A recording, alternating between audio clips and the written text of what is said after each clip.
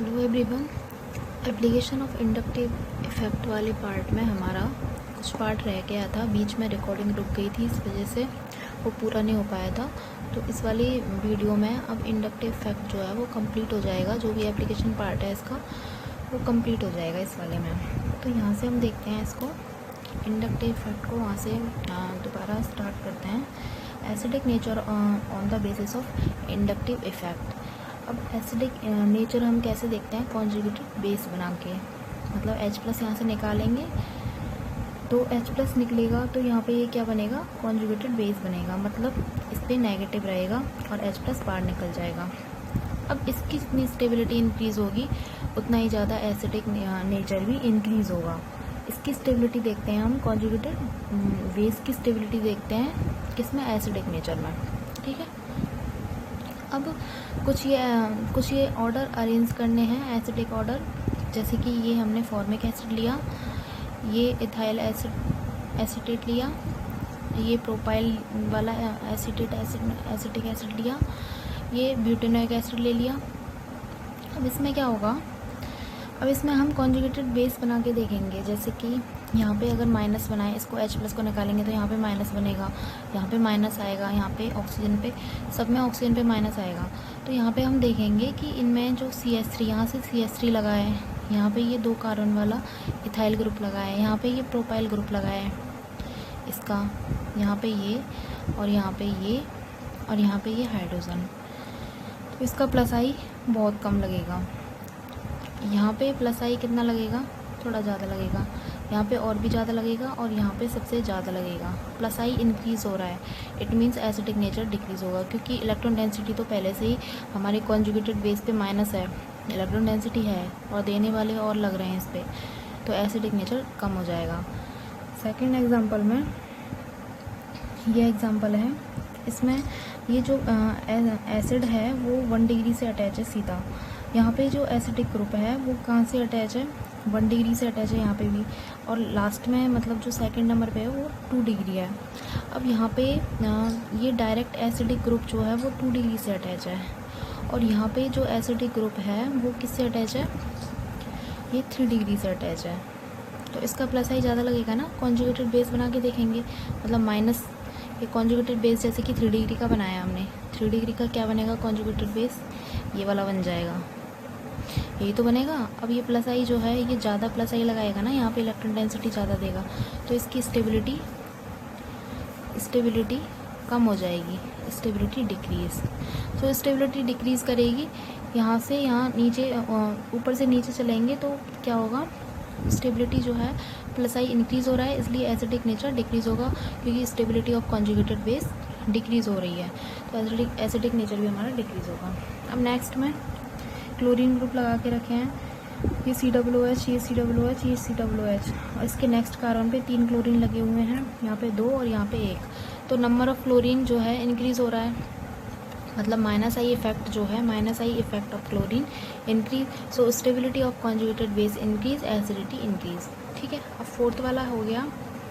Fourth में क्या है, ये कार्बोक्सिलिक एसिड, ये वाला, ये इधर ये क्लोरीन इस वाले 3rd पोजीशन पे है, यहाँ पे 4th पोजीशन पे क्लोरीन है, और यहाँ पे 2nd पोजीशन पे क्लोरीन है। इट मीन्स 2nd पोजीशन वाला ज़्यादा -I लगाएगा। यहाँ पे जो हम कॉन्जुगेटेड बेस बनाएंगे उसमें -I इसका ज़्यादा लगेगा ना, 2nd पोजीशन पे, यहाँ पे 3rd पे है और यहाँ पे 4th पे है, इसका जो है कम -I लगेगा। यहाँ पे -I जो है वो कम लगेगा, यहाँ पे -I जो है थोड़ा ज़्यादा लगेगा, और यहाँ पे -I सबसे ज़्यादा लगेगा। तो -I बढ़ रहा है, इसका मतलब जो नेगेटिव चार्ज है हमारे कॉन्जुगेटेड बेस पे, उसकी स्टेबिलिटी इंक्रीज़ होगी। ठीक है, -I effect increase, stability of conjugated base increase, acidity increase, इधर से इधर चलेंगे तो एसिडिटी इंक्रीज हो रही है। अभी 5वां एग्जाम्पल है, इसमें ये NO2 ग्रुप लगा हुआ है, वो भी कॉन्जुगेटेड बेस बना के देखेंगे। ये माइनस, ये यहाँ पे कॉन्जुगेटेड बेस बनाएंगे, मतलब यहाँ पे माइनस, अगर H+ को निकालें तो यहाँ पे माइनस बनेगा ना, यहाँ पे माइनस जनरेट करेंगे, तो यहाँ पे NO2 लगा है, यहाँ पे NR3 लगा है और यहाँ पे साइनाइड लगा है। तो -I इफेक्ट जो होता है वो NO2 का सबसे ज़्यादा होता है। ये रहा माइनस आई ऑर्डर NO2 का सबसे ज़्यादा, फिर साइनाइड का, फिर NR3 का होता है। ठीक है, लेकिन यहाँ पे डिस्टेंस भी वेरी कर रही है। इसमें सेकंड पोजीशन पे है, यहाँ पे थर्ड पोजीशन पे है, और यहाँ पे भी सेकंड पोजीशन पे है। मतलब इन दोनों में सेकंड पोजीशन पे है। हाँ, सेकंड पोजीशन, सेकंड पोजीशन पे माइनस आई है। तो इनको हम पहले लेंगे क्योंकि ये बिल्कुल जो हमारा कॉन्जुगेटेड बेस मतलब नेगेटिव जो बन रहा है उसके बिल्कुल अटैच है उससे, तो ये माइनस आई ज़्यादा लगाएगा, ये विड्रॉ करेगा ना इलेक्ट्रॉन डेंसिटी यहाँ से। तो इनको हम पहले रखेंगे, मतलब ए की एसिडिटी जो है वो सबसे ज़्यादा हो जाएगी क्योंकि इसका माइनस आई ज़्यादा है और सेकंड पोजीशन पे है। फिर सी की आ जाएगी क्योंकि साइनाइड का इसके कंपेयर में ज़्यादा माइनस आई लगेगा और सेकंड पोजीशन पे है, ये आएगा। फिर बी आएगा सबसे लास्ट में क्योंकि ये थर्ड पोजीशन पे है। इसके बाद हम देखेंगे कुछ ऐसी स्पीसीज़ देखेंगे, जैसे कि इसमें देखते हैं अगर हमारे पास पॉजिटिव वाले हों, न्यूट्रल वाले हों और नेगेटिव वाले हों, इनमें कंपैरिजन करना हो तो हम सबसे पहले पॉजिटिव वाले की एसिडिटी रखेंगे, उसके बाद न्यूट्रल वाले रखेंगे और सबसे लास्ट में एसिडिक कौन सी नेगेटिव वाले रखेंगे। जैसे कि ये एसिडिक ऑर्डर कंपैरिजन करवाया है, ये वाला एसिड दिया, इसका प्लस बना के फॉर्मिक एसिड का कैटायन बना के दिया, ये एनायन बना के दिया, ये फॉर्मिक एसिड है, और ये एसिटिक एसिड का कैटायन बना के दिया। अब हम इसमें कंपैरिजन करेंगे। नेगेटिव सबसे लास्ट में जाएगा, ये -3 सबसे लास्ट में। उसके बाद क्या आएगा, सबसे पहले जो आएंगे पॉजिटिव वाले, एक तो ये और एक ये, मतलब 2 और 5 जो है वो पॉजिटिव वाले, उनमें भी फॉर्मिक एसिड मोर एसिडिक होता है, उसका कैटायन भी मोर एसिडिक रखेंगे, मतलब 2 सबसे ज़्यादा, फिर 5। उसके बाद न्यूट्रल वाले लेंगे, ये एसिटिक एसिड और ये formic acid. Formic acid more acidic होता है इसलिए 4 फिर 1, ये इसका ऑर्डर हो जाएगा। सबसे पहले पॉजिटिव वाले, फिर न्यूट्रल, फिर नेगेटिव। अब बेसिक ऑर्डर देखेंगे हम, basic tendency, basic nature of compounds देखेंगे। अब इसमें भी कोई कंपाउंड्स गिवन होगा, उसका बेसिक नेचर कैसे देखेंगे, उसका कॉन्जुगेटेड एसिड बनाएंगे, मतलब उसमें से नेगेटिव OH माइनस निकालेंगे तो पॉजिटिव जनरेट होगा, पॉजिटिव चार्ज जनरेट होगा। अब पॉजिटिव चार्ज की यहाँ पे स्टेबिलिटी देखेंगे, ये पॉजिटिव चार्ज जनरेट होगा और इसकी स्टेबिलिटी देखेंगे। अगर इसकी स्टेबिलिटी कैसे इंक्रीज़ होगी पॉजिटिव चार्ज की, अगर इस पे देने वाले इफ़ेक्ट लगा दें हम, मतलब इलेक्ट्रॉन रिलीजिंग टाइप के इफ़ेक्ट लगा दें तो इसकी स्टेबिलिटी इंक्रीज़ करेगी। जैसे +I +H +R ये वाले इफ़ेक्ट लगेंगे तो इसकी स्टेबिलिटी इंक्रीज़ करेगी। इलेक्ट्रॉन विड्रॉइंग इफ़ेक्ट अगर लग रहे हैं तो इसकी स्टेबिलिटी डिक्रीज़ करेगी। तो ऐसे हम बेसिसिटी का ऑर्डर देख लेंगे, जैसे हमने एसिडिटी का देखा था, सेम टू सेम वैसे ही हो जाएगा ये। अब बेसिक नेचर जो है वो OH की कंसनट्रेशन, OH आयन की जो कंसनट्रेशन जितनी ज़्यादा होगी सॉल्यूशन में उतना ही ज़्यादा बेसिक नेचर होगा। ठीक है, Kb जो है उसके डायरेक्टली प्रोपोर्शनल, POH के इनडायरेक्टली, PKb के इनडायरेक्टली।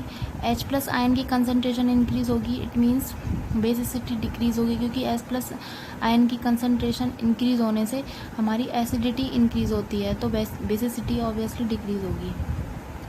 ठीक है, ये H+ हो गया, ये हो गया H+। Ka जो है उसके इन्वर्सली प्रोपोर्शनल हो जाएगा pH के डायरेक्टली और pKa के डायरेक्टली। ये डायरेक्टली पूछे जाते हैं कि कुछ कंपाउंड देगा और उनमें पूछा जाएगा कि pH का ऑर्डर बताइए, pKa का ऑर्डर बताइए, तो ऐसे। अब बेसिक नेचर ऑफ एमीन्स देखते हैं। एमीन्स का बेसिक नेचर कैसे देखेंगे, एमीन्स हो बेसिक नेचर। अब एमीन्स के बाद क्या होता है, लॉन पेयर होता है, तो वो लॉन पेयर के थ्रू ही अपना बेसिक नेचर शो करती हैं। सो बेसिक एमीन्स हो basic nature why lone pair lies on nitrogen atom, जो कि नाइट्रोजन एटम पे लाई करता है। मतलब ये जैसे कि RNH2, यही तो होती है एमीन, ये नाइट्रोजन पे लॉन पेयर है, इसके थ्रू वो बेसिक नेचर शो करेंगी, इसको वो डोनेट करेंगी, बेसिक नेचर शो करेंगी। मतलब लॉन पेयर का देना ही हमारा क्या होता है, बेसिसिटी शो करता है। लॉन पेयर को देने की टेंडेंसी ही क्या है, बेसिसिटी है। अब इसमें जो लॉन पेयर को देने की टेंडेंसी है वो परसेंटेज कैरेक्टर से इफेक्टेड होगी। कैसे इफेक्टेड होगी, जैसे कि ये है परसेंटेज कैरेक्टर अगर लोन पेयर में इंक्रीज़ हो रहा है तो उसकी देने की टेंडेंसी लोन पेयर की कम हो जाएगी, और लोन पेयर की देने की टेंडेंसी कम हो रही है, इट मीन्स एमीन्स का जो बेसिक कैरेक्टर है वो डिक्रीज़ हो रहा है। अब जैसे ये वाले एग्जांपल देखते हैं, फर्स्ट सेकंड थर्ड, इसमें ये वाला नाइट्रोजन जो है वो sp3 हाइब्रिडाइज है, यहाँ पे sp2 है, यहाँ पे sp है। तो यहाँ पे जो है परसेंटेज इंक्रीज़ हो रहा है, मतलब परसेंटेज इंक्रीज़। सो लोन पेयर डोनेटिंग कैपेसिटी, मतलब लोन पेयर के देने की जो क्षमता है, देने की जो कैपेसिटी है वो कम हो रही है, इसका मतलब बेसिसिटी भी डिक्रीज़ होगी एमीन्स की। अब इसके बाद एग्जांपल देखते हैं, जैसे कि ये एग्जांपल है, इसमें यहाँ पे माइनस आई इफेक्ट लग रहा है ब्रोमीन का, यहाँ पे मिथाइल लगा हुआ है, ये प्लस आई लगाएगा। यहाँ पे ऑक्सीजन है इस वाली रिंग में, हाइड्रोसाइक्लिक रिंग है तो ये 6 मेंबर, यहाँ पे माइनस आई लगेगा, लेकिन ऑक्सीजन का माइनस आई कम लगेगा। ब्रोमीन जो है उसका माइनस आई ज़्यादा लगेगा, ब्रोमीन मोर इलेक्ट्रोनेगेटिव होता है, हेलोजन ग्रुप का है ना, इसलिए मोर इलेक्ट्रोनेगेटिव। और सेकंड पोजीशन पे भी लगा हुआ है, सेकंड पोजीशन पे भी तो लगा हुआ है, ये फोर्थ पोजीशन पे है, तो इतना ज़्यादा माइनस आई नहीं लगाएगा, यहाँ पे माइनस आई ज़्यादा लगेगा। तो माइनस आई इसमें ज़्यादा है, इसका मतलब इसकी बेसिसिटी कैसी हो जाएगी, बहुत कम होगी। इसकी ये थर्ड पे आ जाएगा सबसे लास्ट में, इसकी सबसे कम हो जाएगी बेसिसिटी, क्योंकि माइनस आई जो है लोन पेयर को देने नहीं देगा, ये खींच के रखेगा अपनी तरफ। प्लस आई वाले की यहाँ पे प्लस आई है, तो ये एक तो देना चाहता है लोन पेयर की, हम बेसिसिटी देख रहे हैं मतलब डोनेटिंग पावर, और ये खुद भी दे रहा है प्लस आई लगा के, तो ये इसकी डोनेटिंग पावर को इंक्रीज़ कर रहा है, मतलब इसकी बेसिसिटी को इंक्रीज़ करेगा। तो सेकंड वाला सबसे ज़्यादा हो जाएगा, थर्ड वाला सबसे कम हो जाएगा, इसमें कुछ भी नहीं लगा तो ये सेकंड नंबर पे आ जाएगा। और कौन सा हो गया हमारा, फर्स्ट ऑक्सीजन वाला, ये आ जाएगा थर्ड नंबर पे, ये थर्ड नंबर पे आ जाएगा ऑक्सीजन वाला। अब इसके बाद देखते हैं, हम एलिफेटिक जो एमीन होती है उसकी बेसिसिटी एरोमेटिक एमीन से ज़्यादा होती है, क्योंकि एरोमेटिक एमीन में क्या होता है, ये लोन पेयर होता है, ये डीलोकलाइज होता है रिंग में। अब रिंग में डीलोकलाइज होगा तो ये दे नहीं पाएगा, मतलब लोन पेयर को ये नाइट्रोजन एटम दे नहीं पाएगा।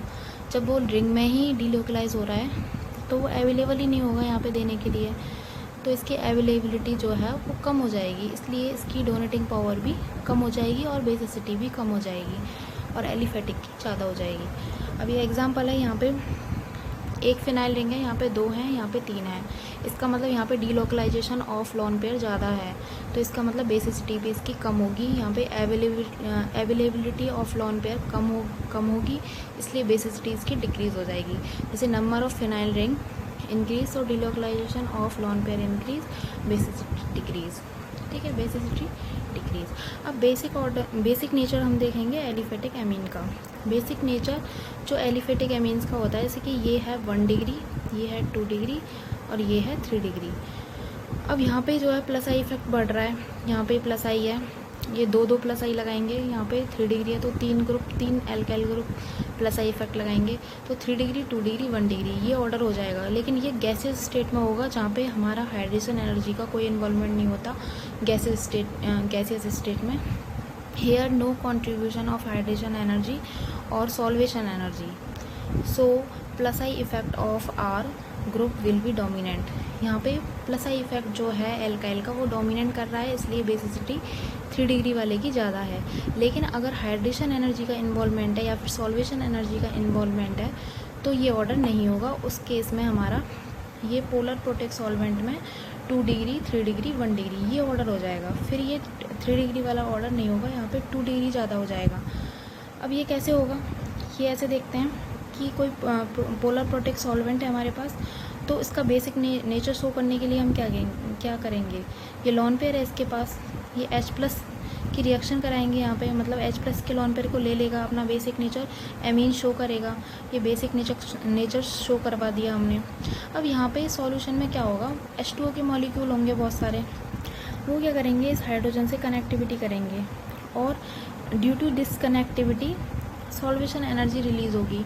अब किसी सिस्टम में जब एनर्जी रिलीज़ होती है, अब यहाँ पे हाइड्रेशन एनर्जी रिलीज़ हो रही है, सॉल्वेशन एनर्जी भी बोल सकते हैं इसको, तो ये रिलीज़ हो रही है, इसका मतलब स्टेबिलिटी इंक्रीज़ हो रही है इस वाली फॉर्म की। और ये क्या है, बेसिक नेचर शो करने के बाद बनी है ना ये फॉर्म, और इसकी स्टेबिलिटी इंक्रीज़ हो रही है, इसका मतलब बेसिसिटी इंक्रीज़ होनी चाहिए ना। हम अब तक यही तो देख रहे थे, जो कॉन्जुगेटेड एसिड है, ये क्या है, कॉन्जुगेटेड एसिड ही तो है। अब ये कॉन्जुगेटेड एसिड की सॉल्यूशन में स्टेबिलिटी 3 डिग्री वाले की ज़्यादा हो रही है, क्योंकि यहाँ पे 3 जो H2 है उनसे अट्रैक्शन है, यहाँ पे पोलरिटी डेवलप हो रही है, यहाँ पे माइनस आएगा, यहाँ पे प्लस आएगा। तो due to this attraction 3 degree ज़्यादा होना चाहिए, 2 डिग्री फिर 1 डिग्री, लेकिन ऐसा नहीं होगा क्योंकि यहाँ पे प्लस आई भी तो है ना, इस यहाँ पे प्लस आई लग रहा है, इस वाले केस में प्लस आई ज़्यादा लग रहा है। और 1 डिग्री इस वाले केस के अकॉर्डिंग 1 डिग्री ज़्यादा आना चाहिए, 1 डिग्री आना चाहिए, फिर 2 डिग्री आना चाहिए, फिर 3 डिग्री आना चाहिए, according to hydration energy concept या फिर सॉल्वेशन एनर्जी कंसेप्ट। ठीक है, क्योंकि 1 डिग्री यहाँ पे जो है सॉल्वेशन एनर्जी ज़्यादा रिलीज़ हो रही है 1 डिग्री में, तो ये ऑर्डर आना चाहिए। और अगर प्लस आई के बेसिस पे देखें तो 3 डिग्री 2 डिग्री 1 डिग्री आना चाहिए।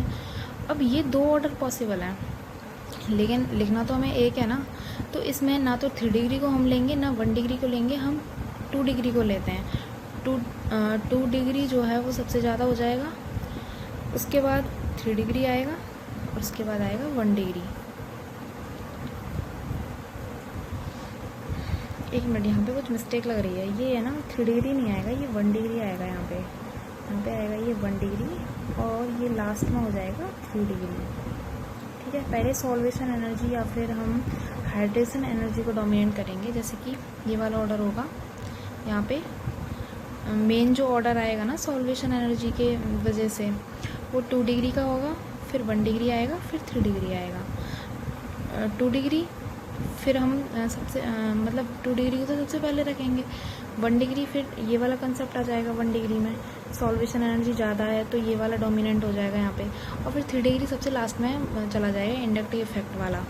यहाँ पे क्या लग रहा है, इंडक्टिव, यहाँ पे इंडक्टिव है, क्योंकि यहाँ पे सॉल्वेशन एनर्जी तो कम है ना, यहाँ पे एक ही मॉलिक्यूल कनेक्टिविटी में है ओनली। यहाँ पे 3 मॉलिक्यूल कनेक्ट हो रखे हैं H2 के, यहाँ पे 2 हैं, 2 मॉलिक्यूल हैं, यहाँ पे ओनली 1 है। तो यहाँ पे हाइड्रेशन एनर्जी कम है लेकिन इंडक्टिव इफेक्ट ज़्यादा है, तो यहाँ पे सबसे ज़्यादा डोमिनेंट ये हो जाएगा, इसमें से ये कम डोमिनेंट होगा, तो ये सबसे लास्ट में लिखा है हमने 3 डिग्री। तो ओवरऑल ऑर्डर हो जाएगा पोलर प्रोटेक सॉल्वेंट में 2 डिग्री 1 डिग्री 3 डिग्री, ये ऑर्डर हो जाएगा। ठीक है, अब कंप्लीट हो चुके हैं एप्लीकेशन ऑफ इंडक्टिव इफेक्ट। ठीक है, अब इसके बाद हम हाइपर कॉन्जुगेशन स्टार्ट करेंगे, नेक्स्ट टॉपिक GOC का। ओके, हैप्पी लर्निंग, आज के लिए इतना ही।